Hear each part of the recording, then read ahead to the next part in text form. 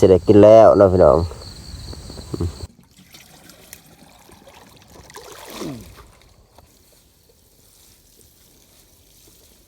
พริกขี้หนูเนาะพริกขาวอันนี้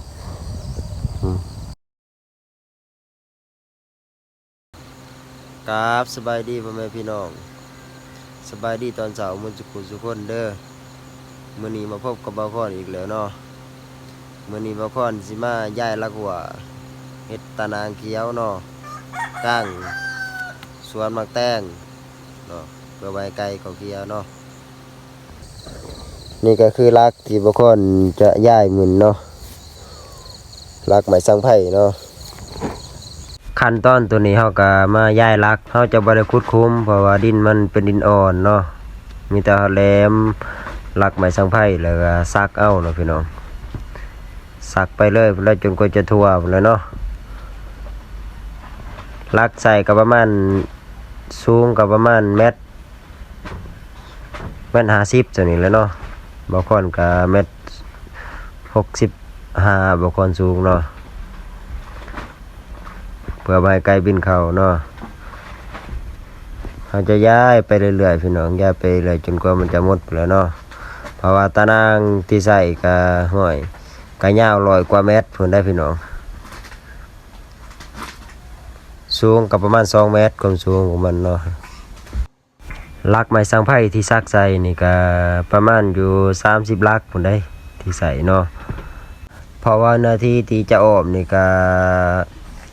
รวมๆก็ประมาณอยู่100 เมตรเนาะแต่ว่าจะใส่แต่3ข้างเนาะข้างห้องน้ำบางคนจะบ่ได้ก้างเพราะว่าไก่มันบ่ไปทางนั้นเนาะซากลักไปเรื่อยๆพี่น้อง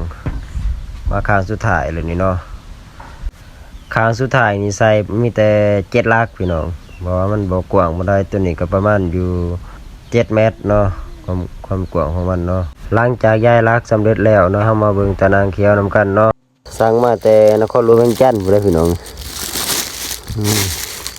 ตะนางสิประมาณนี้เนาะมีไผเคยใส่ในบ่พี่น้องเขามันทนบ่ตาเบิ่งก็สิบ่ทนเนาะเป็นอย่างหนึ่ง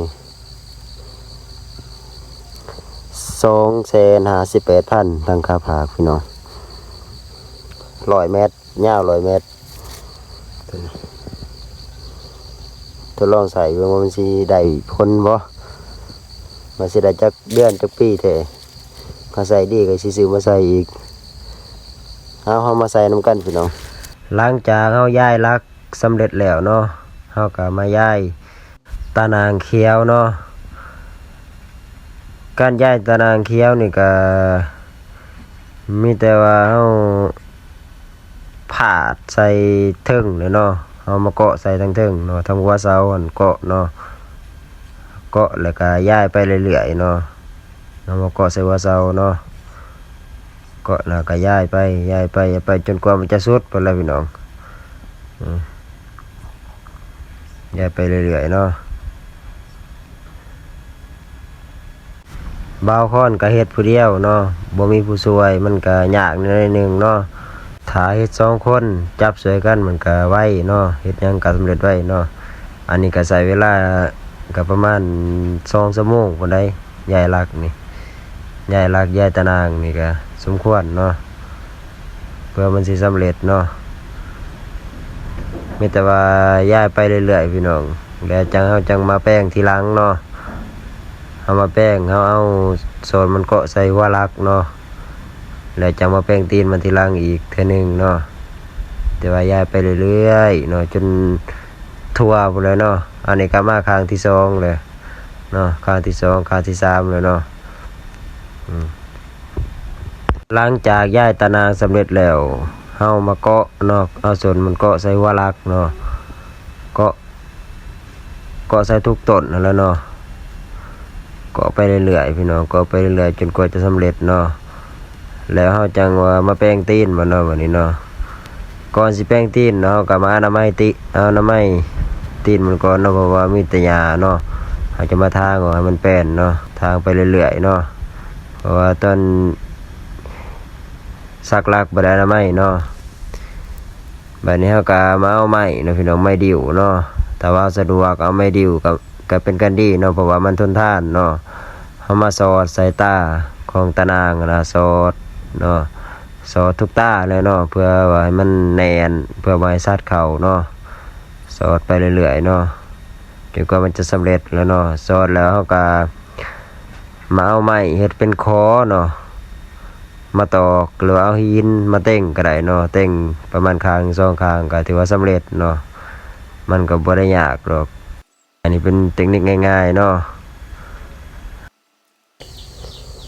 การก้างตะนางเขียวก็ถือว่าเสร็จสิ้นพี่น้องหอมหมดเนาะแต่พังนี้บางคนจะบ่ได้อ้อมเนาะข้างนี้มันบ่ได้อ้อมข้างนี้เพราะมันเป็นห้องน้ำเนาะไก่มันบ่มาทางนี้สิพาพี่น้องไปเบิ่งมักแตงเนาะปลูกได้เดือนป้ายเนาะโซนนี้แม่นโซนมักทั่วพี่น้องอันนี้ก็ปลูกได้ประมาณ3อาทิตย์แหละก็สิประมาณนี้เนาะนี่ประมาณนี้เนาะมักทั่วผักเหญ้าเนาะใบมันมุนมืดเนาะเถี่ยก็ลงอยู่นี่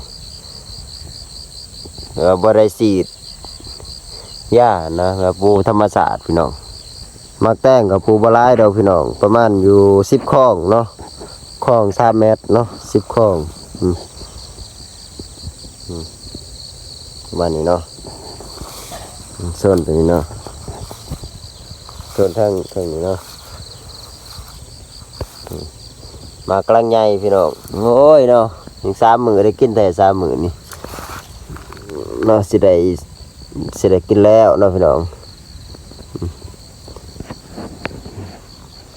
มากดกอยู่มาพี่น้องแต่วันใบยางามปานใดเพราะว่าถึกลมบางนี้เนาะปลูกขายพี่น้องช่วงนี้มักแตงอยู่บ้านคาตลาดอยู่นี่เนาะมุ้ยไผ่หอยขายเลยว่าจะเก็บขายมื้อวันอาทิตย์นี่แหละพี่น้องเฮามาตักน้ำคนมักแตงเลยเนาะ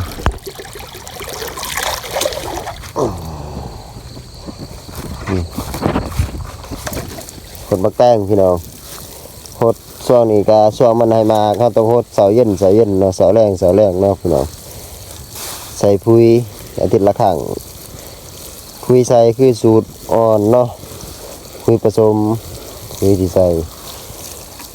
ถ้าปุ๋ยเล้งเขาจะบ่ใส่พี่น้องปุ๋ยเล้งเพราะว่ามันเจในสุดไว้ตามที่เคยปลูกมาเนาะ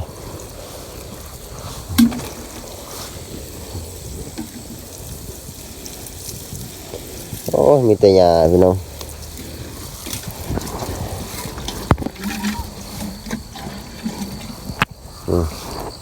ไปตักน้ำมีหัวไอ้พี่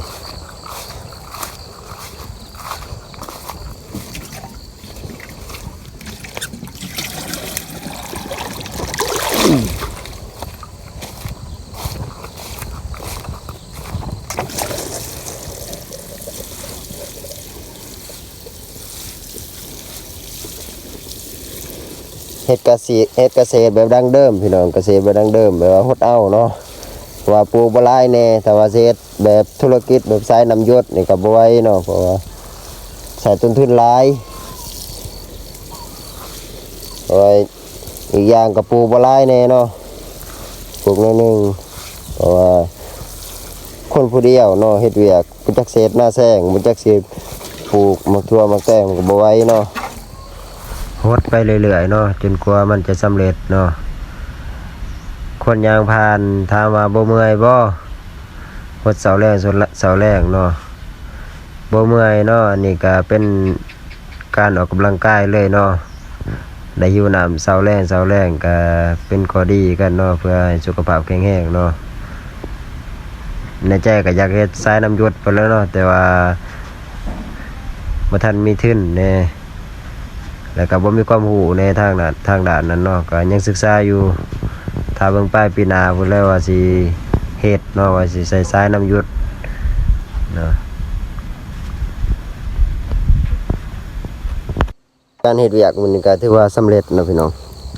หลังจากใส่ตะนางเขียวแล้วก็บางคนก็มาฮดสวนพี่น้องมันเช่นมักแตงเนาะสวนมักแตง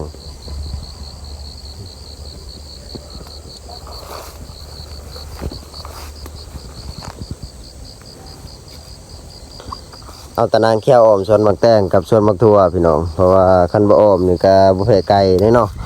ไก่ลายหรือซองนึงมันมาเคลียร์จนหมดเนาะเท่านี้เนาะมักแตงเนาะส่วนมักทั่วนั้นมันเคลียร์พี่น้อง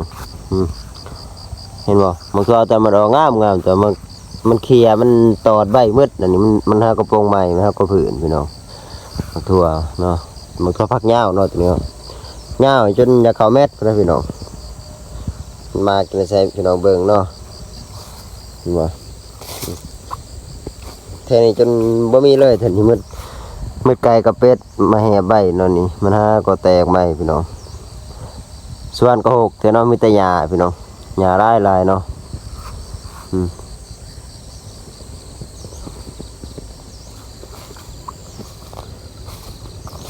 อันนี้กาเบียร์บักพริกพี่น้องเบียร์พริกขี้หนูเนาะพริกขาวอันนี้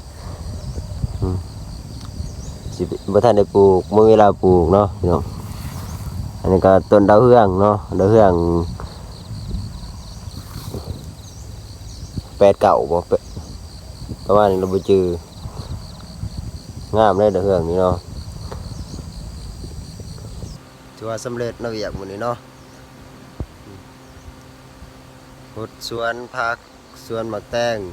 สวนมะพริกเนาะหลังจากใส่ตะนางแล้วเนาะนี่ตะนางตัวนี้เนาะหลังจากใส่แล้วก็มาขุดมะพริกเนาะบรรยากาศยามเช้าเนาะเอาบ่าวพรขอปิดคลิปลงก่อนพี่น้อง